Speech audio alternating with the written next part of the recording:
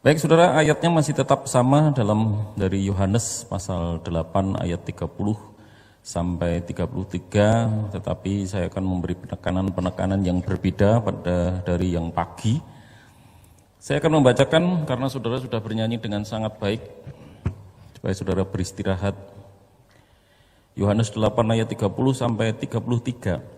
Setelah Yesus mengatakan semuanya itu, banyak orang percaya kepadanya. Maka katanya kepada orang-orang Yahudi yang percaya kepadanya, jikalau kamu tetap dalam firman-Ku, kamu benar-benar adalah murid-Ku, dan kamu akan mengetahui kebenaran, dan kebenaran itu akan memerdekakan kamu. Jawab mereka, kami adalah keturunan Abraham dan tidak pernah menjadi hamba siapapun.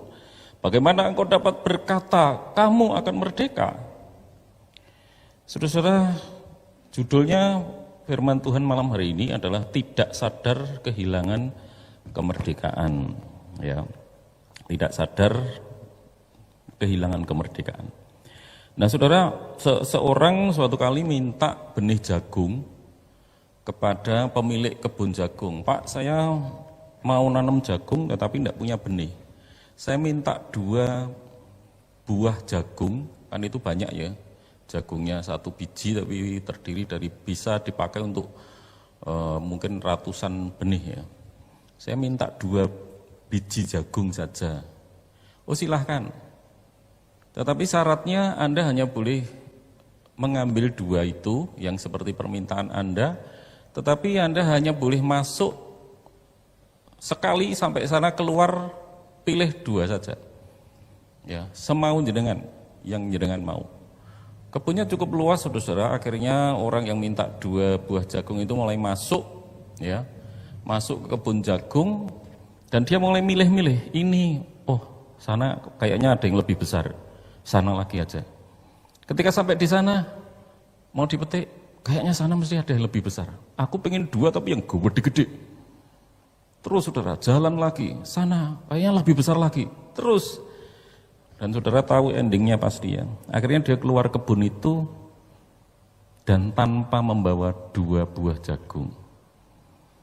Nah, saudara-saudaraku yang dikasihi Tuhan, kalau saudara melihat cerita ini, saudara tidak melihat kejahatan apapun, tidak melihat dosa apapun, karena dia tadi minta jagung 2 dan keluar tanpa mengambil jagung 2.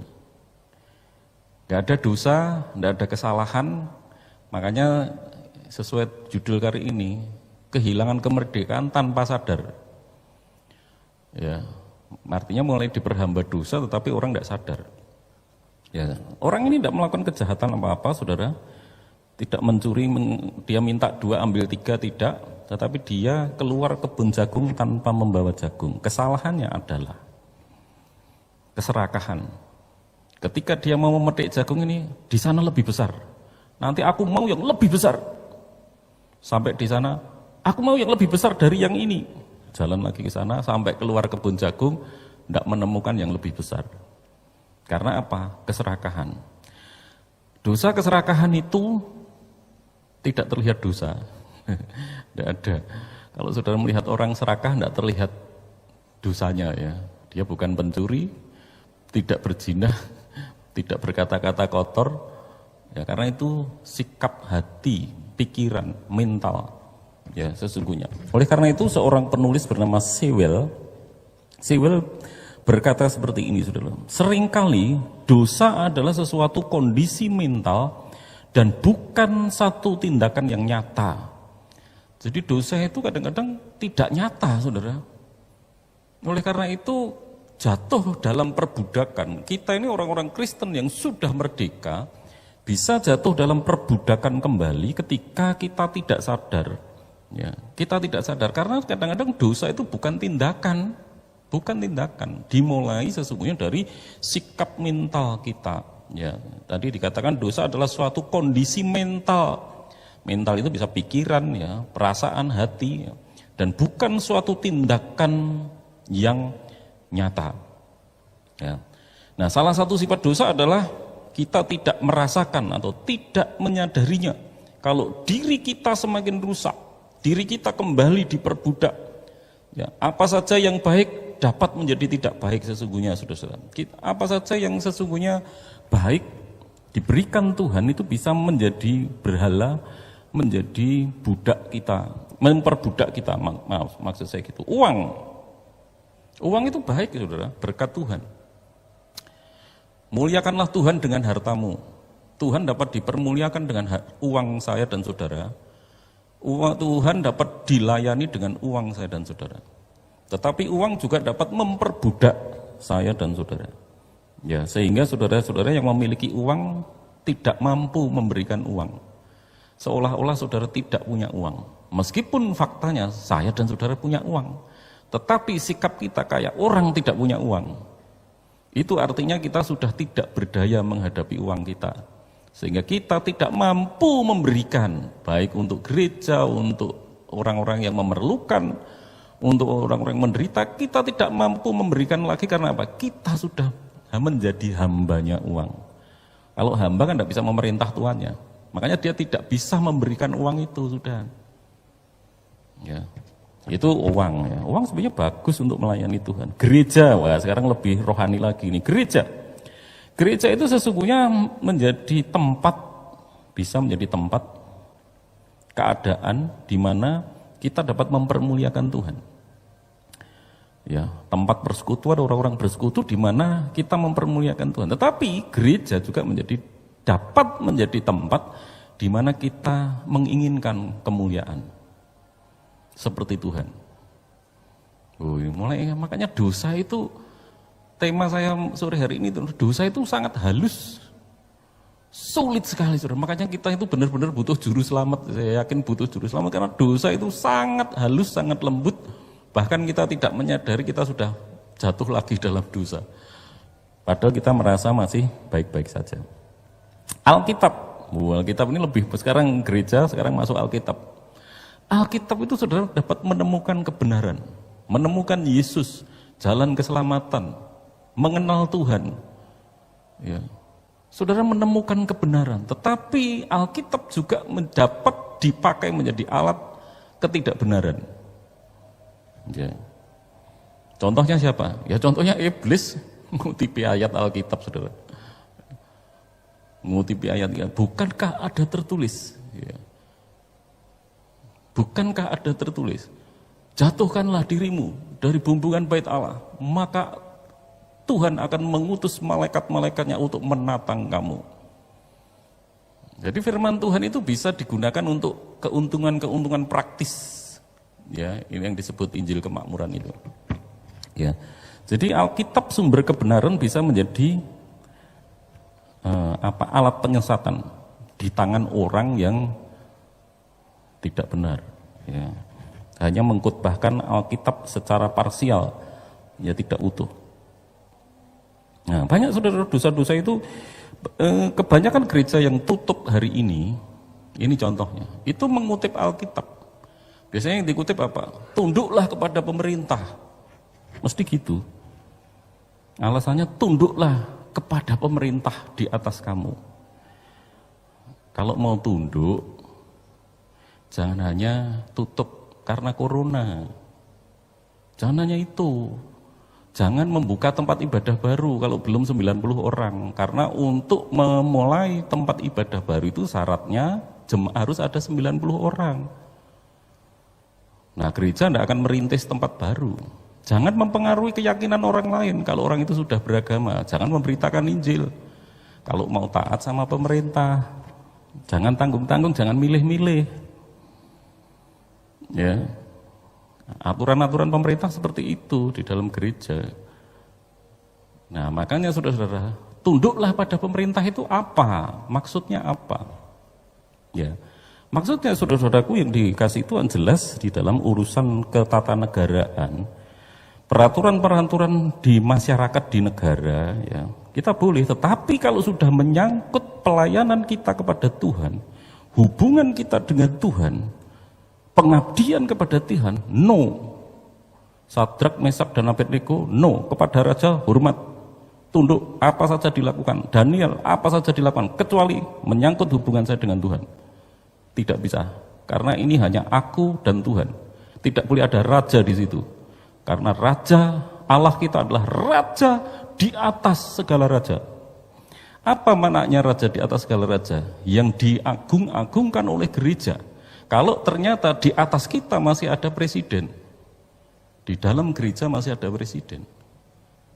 Makanya di gereja itu saudara, pemerintah tidak keberatan tidak dipasang foto presiden, karena memang gereja itu sudah area pemerintahan Allah. Ya, pemerintahan Allah ini pemerintahan rohani, bukan pemerintahan politis, beda. Makanya pemerintah tidak mengharuskan itu, ada salib di sana, karena ini sudah area rohani, bukan area negara.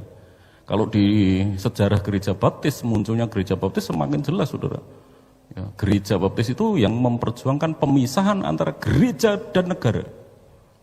Ya, gereja melakukan urusan gereja, umat kerohanian, ya, negara melakukan fungsinya sebagai negara. Nah, ada batas-batas di situ, ya. Gereja juga tidak boleh menurunkan presiden, memberontak, mengangkat senjata melawan presiden. Nah, tunduklah pada pemerintah itu, gereja tidak boleh mengangkat senjata. Menurunkan presiden tidak boleh. Itu bukan wilayahnya gereja. Itu gereja yang disebut sudah berpolitik, main kekuasaan. Gereja tidak ada di area itu. Makanya disebut gereja tunduk pada pemerintahan. Tetapi di dalam gereja, saudara, juga tidak ada pemerintahan negara yang memasuki gereja. Tidak boleh ada pemerintahan, karena gereja adalah ini bersifat rohani. Ini urusan hati, keyakinan, iman, umat kepada Tuhan. Tapi ayat bisa dikutip, tunduklah pada pemerintah untuk menutup gereja. Bisa saja. Saudara mau merokok, cari ayatnya, bisa ditemukan. Saudara mau, tadi pagi saya singgung, hari Minggu tidak ibadah, mau rekreasi, ada ayatnya kalau saudara mau. Mau tidak berdoa, ada ayatnya. Ayatnya apa contohnya? Tuhan tahu apa yang akan saudara ucapkan. Oleh kalau gitu untuk apa berdoa? Ya serasa berdoa wae kalau gitu. Nah, selesai. Ayatnya ada, saudara. Mau enggak berdoa, mau apa saja yang tidak baik, semua ada ayatnya. Ya, semua ada. Oleh karena itu, William Shakespeare, ya, seorang Kristen dan penulis drama serta aktor terbesar Inggris abad ke-16, dia menulis demikian. Ini yang sering dikutip pendeta Stephen Tong dan sebagainya. Iblis dapat mengutip Alkitab sesuai keinginannya. Nah, makanya saudara-saudara jangan berdebat, ya. Jangan berdebat kalau sudah urusan dengan gereja, ngutipi ayat. Itu sudah bukan area saudara-saudara, kutip ayat. Loh, kan ayatnya gini, ayat itu tidak bisa berdiri sendiri. Ya, tidak bisa diperlakukan buta. Pokoknya ayat ini bunyinya gini, enggak bisa gitu. Ya, contohnya, selamat karena iman. Kalau kamu percayakan selamat. Oh, aku sudah percaya Yesus berarti selamat, no. Enggak ke gereja enggak apa-apa, enggak melayani enggak apa-apa. Ya, tidak berdoa tidak apa-apa, yang penting aku percaya Yesus. Nah, kalau saudara hanya barang siapa percaya selamat, patokan satu ayat itu memang selamat. Tetapi dalam bagian lain berkata, selamat iman itu iman yang seperti apa? Yakobus yang jawab, iman yang harus nyata dalam perbuatan. Makanya tadi dikatakan ayat itu tidak berdiri sendiri, Bapak Ibu. Tidak bisa saudara nafsirkan hanya keturunan Abraham itu akan diberkati melimpah-limpah. Boleh, ini berarti kaya ini. Sebentar. Berkat itu apa? Lihat apa yang disampaikan Yesus tentang berkat. Jangan saudara lihat berkat tentang materinya berhenti di situ. Terus yang diberkati itu akan harus melakukan apa? Nah, jadi komplit saudara-saudara, tidak bisa berdiri sendiri dan kita mengutip ayat lalu untuk membenarkan tindakan-tindakan kita, membenarkan alasan-alasan kita yang sebenarnya tidak benar. Nah, sore ini saudara-saudaraku, makanya dosa itu sangat halus. Dosa itu pelanggaran sangat halus, bahkan gereja-gereja pun banyak seringkali tertipu. Ini bukan saudara jemaat ya, ini pemimpin-pemimpin pun seringkali tertipu. Ya, karena membaca ayat belajar Alkitab tetapi tidak komprehensif, tidak komplit, membahas satu topik tetapi tidak komplit, hanya berdasar satu ayat saja. Dan sore ini kita akan mengupas mengapa mereka tidak sadar bahwa banyak orang Kristen yang bisa kehilangan kemerdekaan. Kita melihat ayat 30 dulu. Setelah Yesus mengatakan semuanya itu, banyak orang percaya kepadanya. Banyak orang percaya kepadanya. Ayat 30 ini saya kutip, mengapa saudara? Karena ayat 33, orang-orang itu kemungkinan yang mendengar yang baru percaya itu ngeyel kepada Yesus. Memang ada dua tafsiran, tapi ini saya mengambil tafsiran pertama. Kemungkinan itu adalah orang Farisi, tapi kemungkinan juga itu adalah orang-orang yang baru saja percaya, ayat 30. Ya, setelah Yesus mengatakan semuanya itu, banyak orang percaya kepadanya. Lalu ketika Yesus, kamu akan mengetahui kebenaran dan kebenaran akan memerdekakan kamu. Jawab mereka, kemungkinan adalah orang yang baru percaya itu ngeyel kepada Yesus. Ngeyelnya apa? Kami adalah keturunan Abraham dan tidak pernah menjadi hamba siapapun. Ngapain kau Yesus berkata tentang kami akan merdeka? Kami loh, keturunan Abraham, tidak menjadi budak siapapun. Tadi pagi sudah saya sampaikan, saudara dapat melihat tafsiran ya di internet. Saudara buka tafsirannya pasti akan mengatakan gini. Ya, dan memang tafsirannya begitu. Ya, mereka itu konyol. Karena pertama, kami ini bukan hamba siapapun. Mereka sedang menjadi budak. Ya, hambanya orang Romawi, dijajah Romawi, diperbudak orang Romawi. Bayar pajak, makanya mereka benci pada Sakius, pemungut cukai itu karena mereka tangannya pemerintah ngeruk uangnya rakyat. Mereka sedang menjadi budaknya orang Romawi. Bagaimana mereka ngomong kami bukan hamba siapapun, itu kekonyolan. Apalagi kalau maknanya hamba itu Yesus mulai meningkat ke yang kedua, menjadi hamba dosa. Mereka tidak sadar bahwa mereka sedang diperbudak oleh dosa. Nah akhirnya saudaraku, mengapa bisa terjadi orang ini baru saja percaya Yesus, dimerdekakan, tapi kemudian dibelenggu lagi? Karena mereka adalah orang-orang yang lemah imannya. Kenapa lemah? Karena baru saja percaya kepada Yesus. Sehingga meresponi Tuhan, meresponi firman Yesus, apa yang dikatakan Tuhan itu tidak tepat. Nah makanya kalau orang-orang yang baru bertobat, lebih baik saudara membaca firman Tuhan, mendengar firman Tuhan sebanyak-banyaknya dulu, jangan mendebat firman Tuhan. Karena mendebat saudara mungkin belum kapasitasnya di situ, mendebat firman Tuhan. Ini orang-orang keburu, baru percaya debat Yesus. Yesus berkata ayat 32, kamu akan mengetahui kebenaran dan kebenaran itu akan memerdekakan kamu. Mereka menjawab, kami keturunan Abraham, kami tidak pernah menjadi hamba siapapun. Sudah ngeyel, baru saja bertobat. Gitu saudara, ini jawaban yang konyol. Di dalam 1 Korintus pasal 3 ayat 1 sampai 2, Paulus juga berkata, dan aku saudara-saudara pada waktu itu tidak dapat berbicara dengan kamu seperti dengan manusia rohani, tetapi hanya dengan manusia duniawi yang belum dewasa dalam Kristus. Susulah yang kuberikan kepadamu bukanlah makanan keras, sebab kamu belum dapat menerimanya, dan sekarang pun kamu belum dapat menerimanya. Ini belum bisa menerima, saudara. Firman Tuhan itu belum bisa diterima, yang keras-keras itu oleh siapa? Bayi rohani. Bayi rohani dikatakan belum bisa menerima, belum. Jadi firman Tuhan yang kelihatannya keras, tidak mengenakan, itu tidak bisa diterima. Itu tandanya apa? Masih bayi. Nah kalau saudara bisa mendengarkan khotbah saya ini berarti saudara sudah dewasa ya, sudah bukan bayi. Perkataan Yesus yang saya khotbahkan ini perkataan Tuhan Yesus kan. Banyak orang membantah loh, orang saat itu membantah langsung apa yang dikatakan Yesus. Ya. Itu menunjukkan memang masih bayi rohani. Ya, belum bisa menerima, makanya belum bisa menerima. Hal-hal yang keras, yang berisiko, yang soal salib, belum bisa terima mereka. Karena apa? Masih bayi, jawabannya. Bayi tidak bisa menerima makanan keras. Bayi itu memang menggemaskan, saudara-saudara. Banyak hal yang lucu di dalam bayi ya. Apalagi kalau bayi saudara liling, ketawanya lucu. Apalagi tersenyum, senyum tidak punya gigi, wah, tambah lucu lagi. Banyak yang menggemaskan kalau saudara melihat bayi. Ya. Senyumnya membuat hati kita melayang ya. Tetapi juga ada bahasa dewasanya ketidaksopanannya. Apa ketidaksopanannya bayi? BAB di atas kasur. Tidak sopan. Sudah digendong, capek-capek yang gendong dikencingi. Tidak sopan. Dan seterusnya ya, namanya bayi. Bayi itu berperilaku tidak sebagaimana mestinya. Itu bayi. Banyak orang Kristen yang tidak berperilaku sebagaimana mestinya orang Kristen karena apa? Ya memang masih bayi.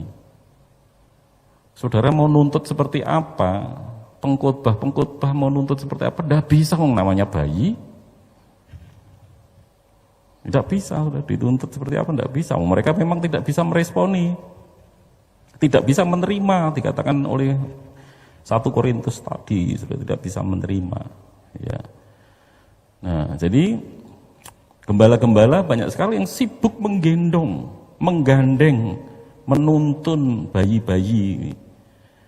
Nah, masalahnya kalau bayi yang baru bertobat tidak masalah, saudara, baru dibaptis sebulan, 2 bulan dituntun, digendong tidak masalah. Harus itu dimaklumi. Tapi kalau sudah 10 tahun, 15 tahun masih kayak bayi yang harus dituntun, digendong, disuapi, dikasih bubur. Nah, ini namanya bayi yang tidak bertumbuh. James Montgomery menulis demikian, saudara. Kita tidak memiliki gereja yang kuat hari ini. Ini bukan saya ya, saudara. Makanya ini berdasarkan tulisan James Montgomery dan tulisan-tulisan yang saya baca. Kita tidak memiliki gereja yang kuat hari ini. Kita juga tidak memiliki banyak orang Kristen yang kuat. Kita dapat menelusuri penyebabnya kepada kekurangan yang parah dalam hal akan pengetahuan rohani yang benar. Karena saudara dengarnya hanya suka mendengar hal-hal yang enak. Enak itu kan makanan bayi, bubur itu lembut, enak di mulut. Enak itu. Kalau saudara makanan orang tua, bandeng ada durinya, ikan lele ada durinya, iso keloloten, iso ketusuk, dapat ketusuk ya, gusi saudara. Lengket di tenggorokan dan sebagainya. Mengapa gereja lemah selanjutnya? Mengapa orang-orang Kristen perseorangan lemah? Itu karena mereka telah membiarkan pikiran-pikiran mereka disesuaikan dengan tanda kutip roh zaman ini, dengan pemikirannya yang mekanistik seperti mesin dan tidak bertuhan. Nah, kelakuan gereja-gereja sekarang, contohnya kata tadi gereja ditutup. Pertanyaannya, punya Tuhan enggak sih? Katanya Allah kita benteng teguh. Bentengnya mana? Nah, saudara-saudara, Allah penyelamatku, Allah penyembuhku. Terus di mana semua itu pengakuan-pengakuan itu? Tidak berarti, saudara, tidak ada artinya pengakuan-pengakuan. Tadi pagi sudah saya bahas. Nah, kalau saudara ingin dengar khotbah yang pagi, yaitu yang saya tidak ditentukan oleh karena itu kita yang sudah menjadi orang Kristen puluhan tahun harus bangun, bangkit, bertumbuh. Ya, saudara harus jangan minta disuapi pisang lembut bubur terus. Harus bangun, bangkit, dan mulai belajar makan nasi. Ya, belajar makan kerupuk, ayam goreng, tempe goreng yang keras. Harus mulai belajar gitu, bangun. Jangan seperti bayi terus. Itu yang pertama, saudara-saudara. Jadi perbudakan itu bisa terjadi ketika apa? Kita terus-menerus seperti bayi. Ya, kita akhirnya nanti akan dibelenggu oleh dosa kembali kalau kita. Nah, kalau anak-anak kan makanya nanti dunianya apa, saudara? Bermain terus. Namanya anak-anak. Karena di situ saudara akan melihat perbudakan kan, anak-anak itu diperbudak permainan, entah itu TV, acara TV, entah itu game, entah itu gadget dan sebagainya. Pasti di situ ada perbudakan, namanya anak kecil. Nah, orang tua enggak lah, jam 7 bekerja, jam setengah 7 sudah mulai bekerja, sampai jam sudah mulai bekerja, bukan bermain-main lagi. Bermain itu dunianya anak-anak. Tapi sekarang itu banyak orang Kristen yang diperbudak lagi, makanya tanpa sadar diperbudak. Karena apa? Karena masih bayi, sudah 10 tahun tapi masih minta disuapi bubur, ya masih seperti bayi.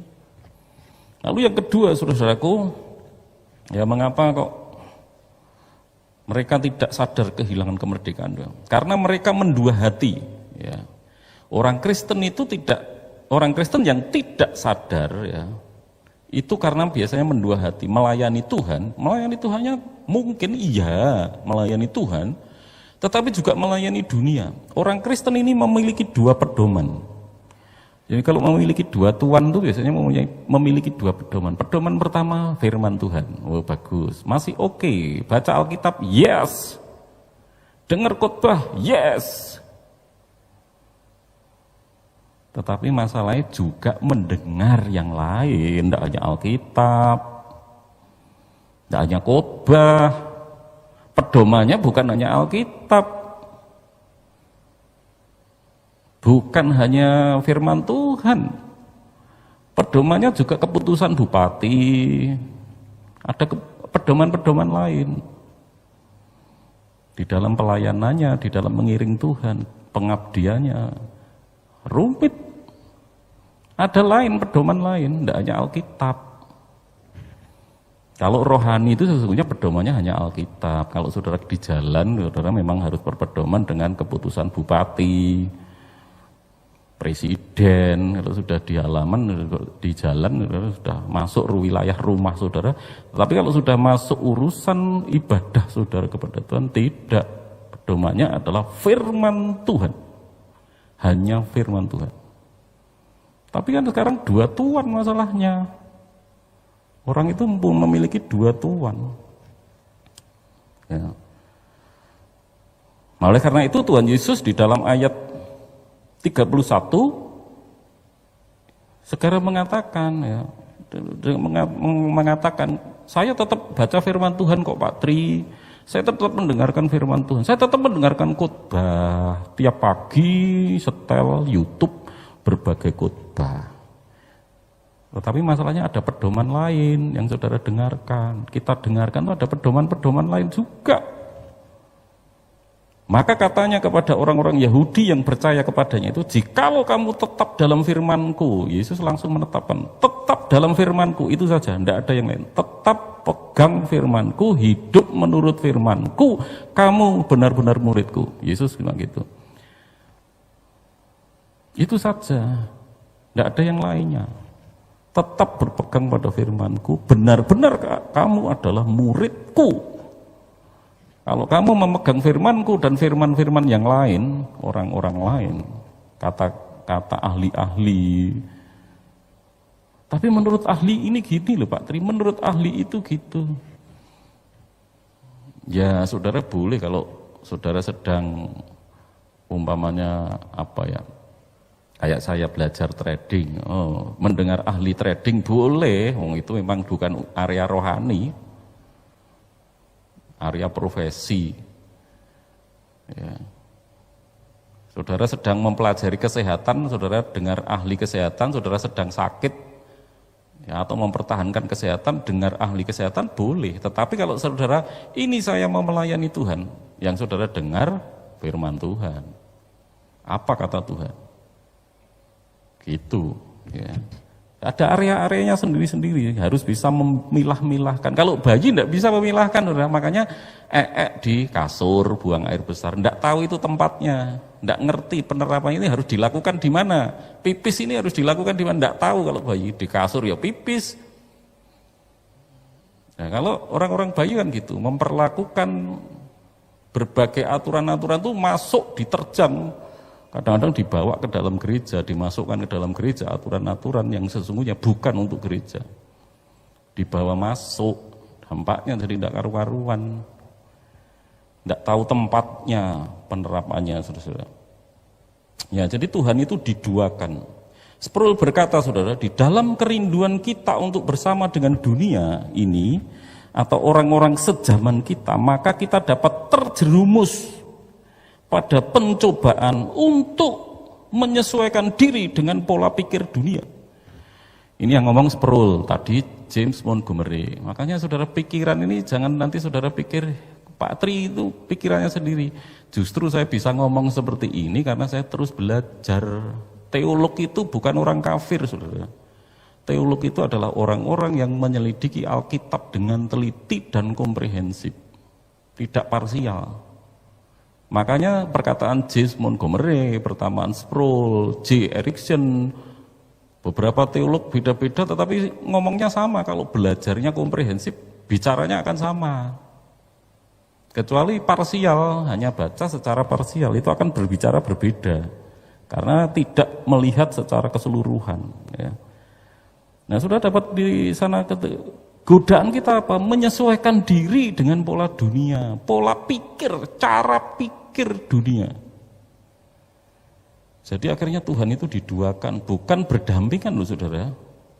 Tuhan itu bukan berdampingan sejajar.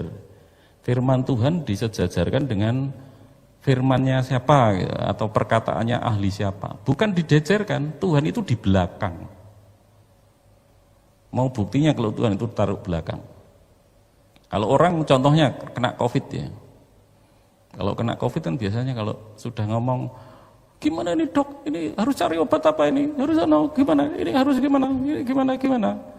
Terus nanti kalau sudah ngomong, ya kita hanya bisa berharap pada Tuhan. Itu artinya apa?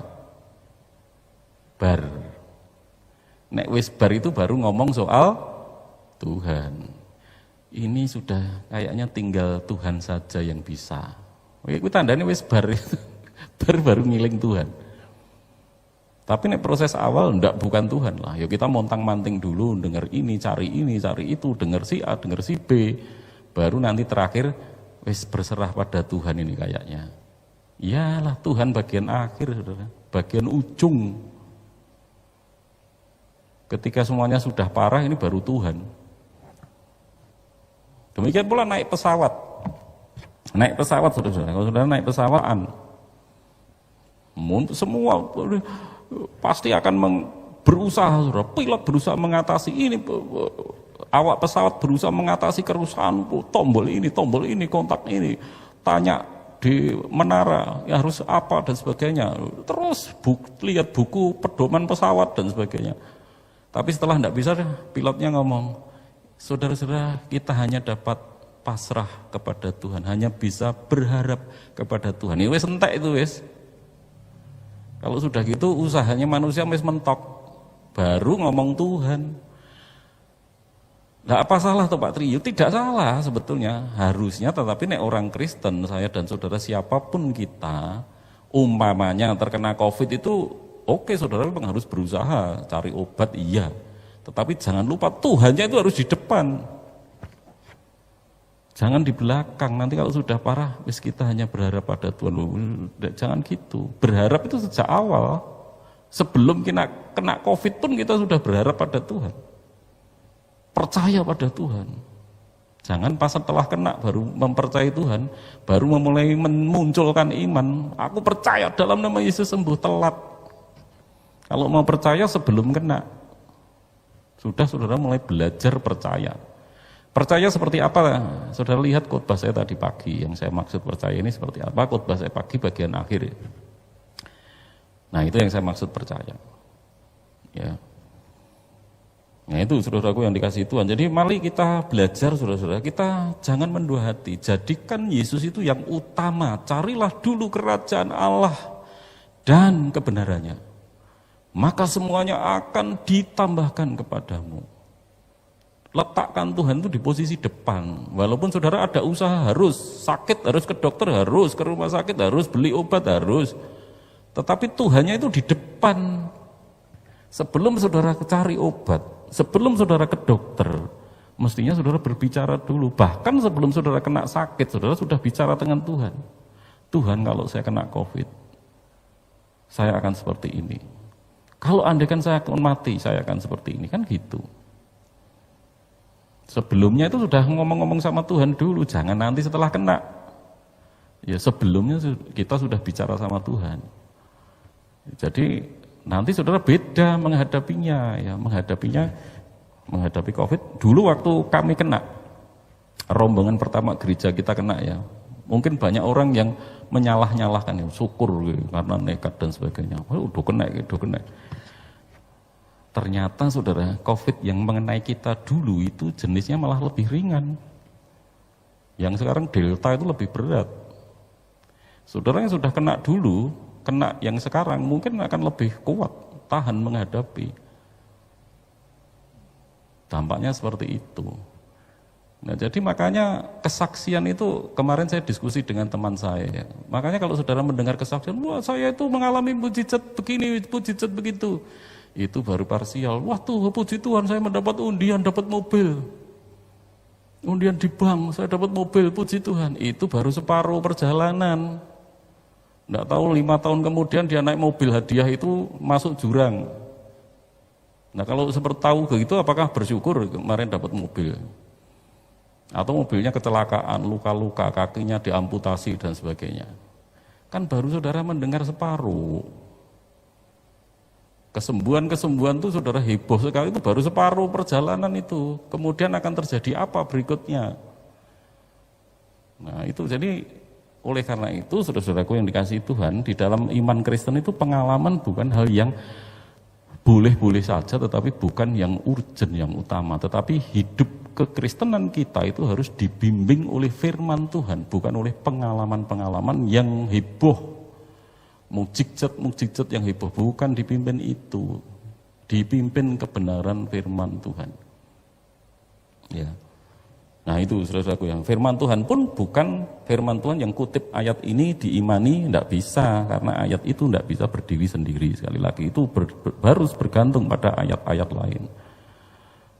Kalau sudah komprehensif ayatnya, baru kita mentaati, mengimani ayat-ayat itu. Tidak simpel ya, untuk mengimani, mengklaim janji Tuhan berdasarkan satu ayat itu tidak bisa ya, karena kadang-kadang maksud firman Tuhan tidak seperti itu.